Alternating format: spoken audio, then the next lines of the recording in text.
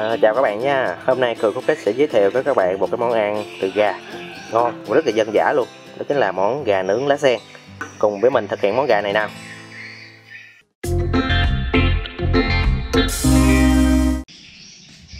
Chào các bạn nha. Hôm nay mình sẽ làm món gà nướng cái lá sen. Thì bây giờ đi hái một ít cái lá chanh với lại sả để mình nhồi với bụng con gà. Đây là cây chanh nè. Chanh thì thường thì chanh giấy, chanh đào nó sẽ thơm nhiều, còn cái chanh ta mình thì nó ít thơm. Nhưng mà ở quê mình thì không có cây chanh giấy hay chanh đào gì hết, có chanh ta nên là mình dùng đỡ ha. Đây, hái được một mớ lá chanh rồi nè. Bây giờ đi qua hái sả. Hái sả thì mình nhồi với bụng gà các bạn.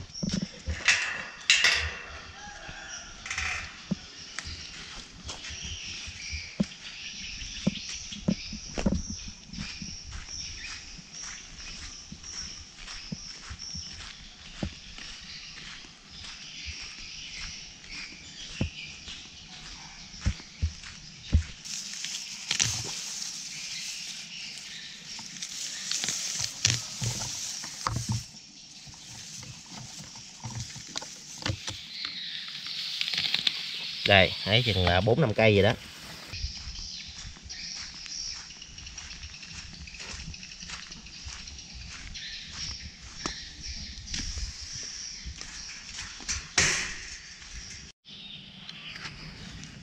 Mới hái được một cái nhánh tiêu nè các bạn. Tiêu thì bây giờ là thu hoạch rồi nên là chỉ còn lại một vài nhánh thôi. Nên là có được nhánh nào thì hai nhánh đó. Tiêu một chút nữa mình cũng nhồi vô trong bụng con gà luôn.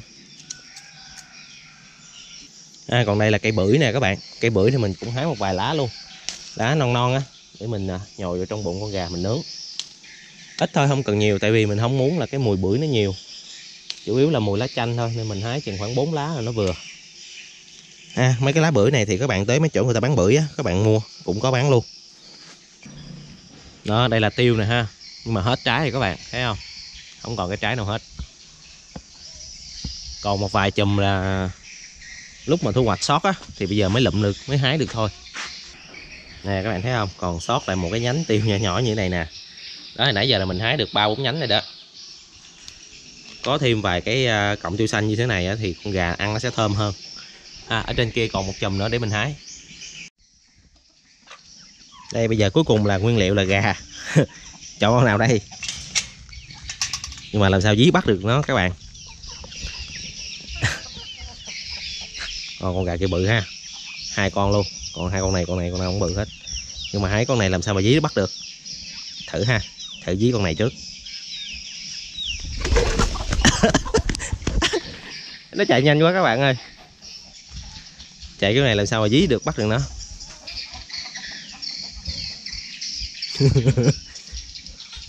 Thử đi từ từ lại thử coi. Đi từ lại.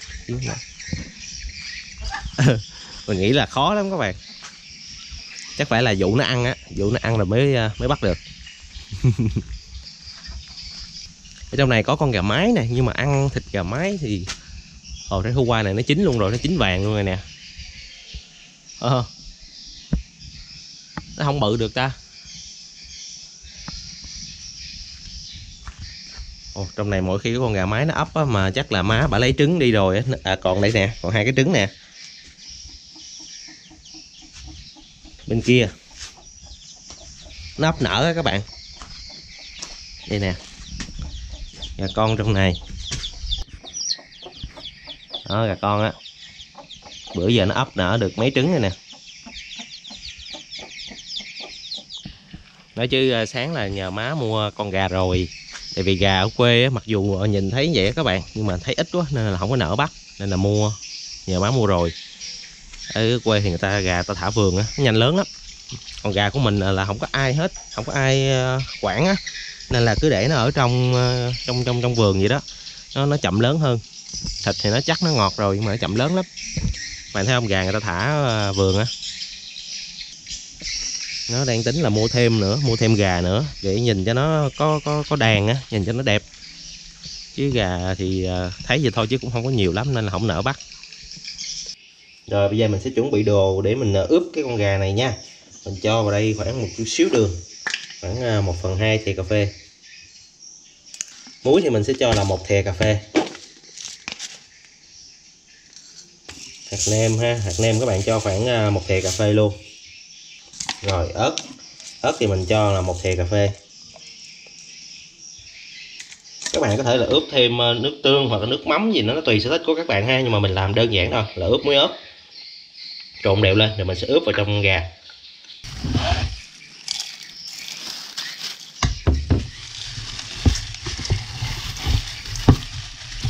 Ướp bên trong bên ngoài con gà luôn nha các bạn, để cho nó thấm.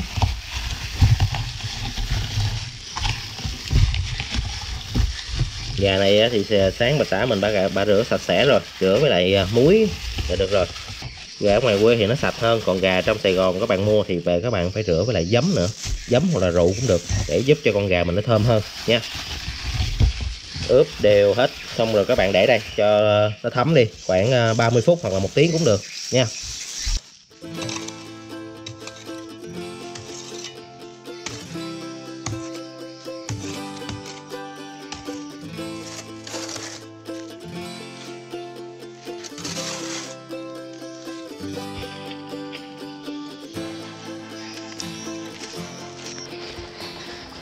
Mùa này mùa hạn á, nên là cái lá thứ nhất là nó không được tươi, nó không được đẹp lắm, nhưng mà nói chung là nó cũng thơm. Đây bây giờ mình sẽ cho con gà vào trong lá sen. Rồi bây giờ về cái lá chanh nè, tỏi nè, hành tây rồi đó, hành tím rồi đó, mình sẽ nhồi vào trong bụng con gà ha.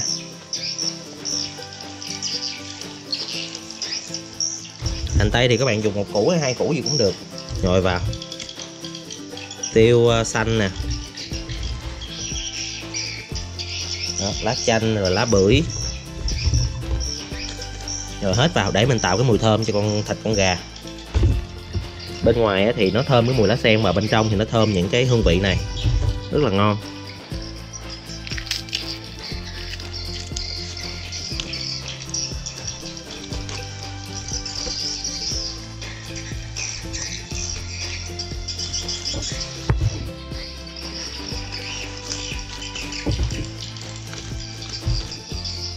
Bây giờ mình sẽ cột lại. Cột thì nếu mà các bạn không có lá chuối thì các bạn dùng dây kẽm á, mình cột lại cho nó chắc.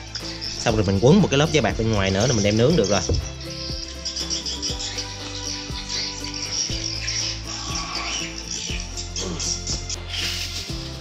Đây giấy bạc thì các bạn quấn xung quanh ha. Rồi vậy là kín rồi đó, mình quấn 2 chiều luôn, chiều bên phải và chiều bên trái luôn. Thì khi mà mình nướng như vậy thì con gà nó sẽ chín, tại vì nó có cái hơi ở trong cái giấy bạc này nè các bạn, nó không có thoát ra bên ngoài, nó chín rất là nhanh và cái thịt nó sẽ mềm.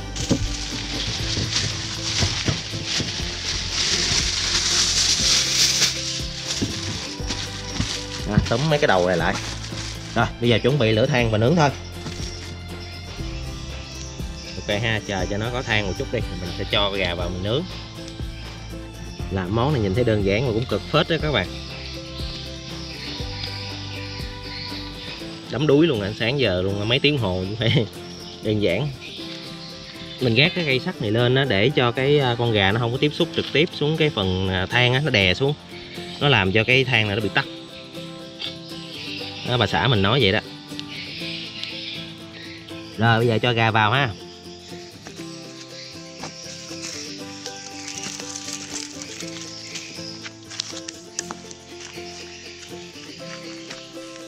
Đó, gà nướng lá sen ha các bạn ha.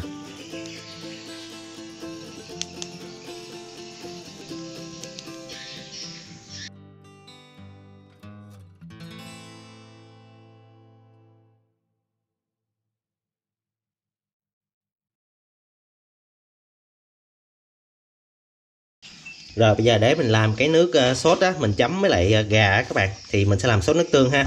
Có nhiều lắm, nhưng mà hôm nay mình chia sẻ với các bạn cái sốt này thì nó đơn giản, mình làm cho nó nhanh. Gồm có tỏi, hành tím nè, khoảng 5-7 củ tép tỏi gì đó, rồi 3 củ hành tím. Các bạn băm nhuyễn lên cho mình. Đặc biệt là cái sốt này các bạn ăn với bánh mì số 1 luôn nha. Rồi trong thời gian mình phi cái phần hành tỏi á, thì mình sẽ chuẩn bị cái phần sốt, thì gồm có là tương ớt nè. Các bạn cho mình vào đây là 2 muỗng canh tương ớt. Rồi nước tương thì mình sẽ cho là 4 muỗng nước tương. Rồi với 4 muỗng nước tương thì các bạn cho mình 4 muỗng nước lọc luôn. Rồi 4 muỗng nước tương, 4 muỗng nước lọc nha các bạn. Giấm các bạn cho mình là 1 muỗng giấm. Bạn nào không có giấm thì các bạn có thể thay bằng chanh nha. Một chút xíu giấm, một xíu chanh vào để cho cái nước tương của mình á nó có cái vị hơi chua chua nhẹ trong đó thì ăn nó sẽ ngon hơn. Rồi hạt nêm này mình cho 1 thìa cà phê. 1 thìa cà phê tiêu ha.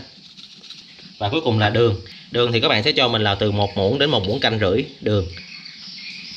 Theo tùy khẩu vị của các bạn, ăn ngọt nhiều thì mình cho nhiều đường.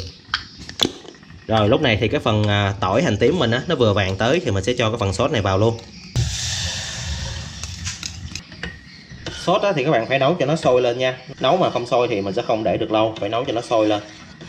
Rồi khi mà cái sốt mình nó sôi như thế này rồi đó, ta tắt lửa nè. Đó thì cái sốt mà chấm bánh mì á nó sẽ sánh như thế này nè các bạn. Đó thì với cái chén sốt này các bạn có thể chấm bánh mì hoặc là mình chan xôi, ngon cực kỳ luôn nha. Rồi pha nước chấm xong xuôi rồi ha, bây giờ ra khui con gà với mình. Đây, gà đây. Chín rồi.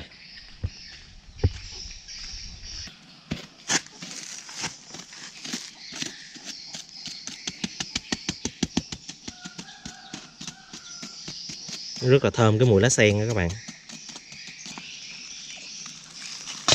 Ok. Thơm mùi lá sen, mùi xả lắm. Rồi, đây, con gà nè, bây giờ đem vô ha, khui ha. Đây, bây giờ khui con gà ra cho các bạn xem nè.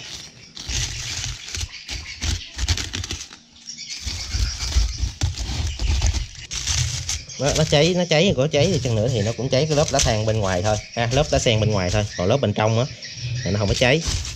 Ban đầu á thì mình làm rất là nhiều lớp lá luôn, tới 5-6 lớp lá là thơm lắm luôn á các bạn. Nè các bạn thấy không, lớp bên trong nè, đó nó còn nguyên như vậy luôn, nó không có cháy.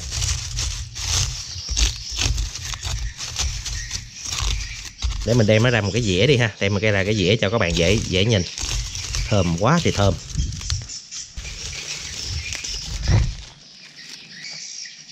Đó, con gà của chúng ta đây, khui ra.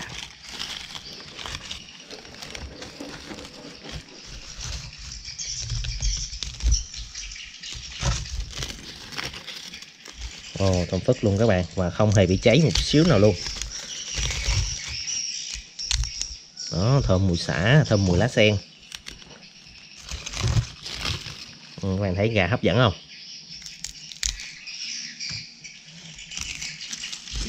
Rồi, trên đây chính là con gà nướng lá sen mà hôm nay Cựu Khách muốn giới thiệu với các bạn ha. Làm ở quê thì nhìn cho nó dân dã, cho nó ngon, thơm. Đặc biệt là gà nướng thì rất là thơm mùi lá sen luôn. Ok, thì hy vọng là qua cái video này mình đã chia sẻ với các bạn cách làm món gà nướng lá sen. Hy vọng rằng là các bạn sẽ thích món ăn này nha. Nếu như mà thích thì đừng quên bấm chia sẻ và bấm đăng ký channel để giúp mình đạt được 100.000 subscriber nha các bạn. Cảm ơn các bạn rất nhiều. Hẹn gặp lại các bạn trong những video tiếp theo.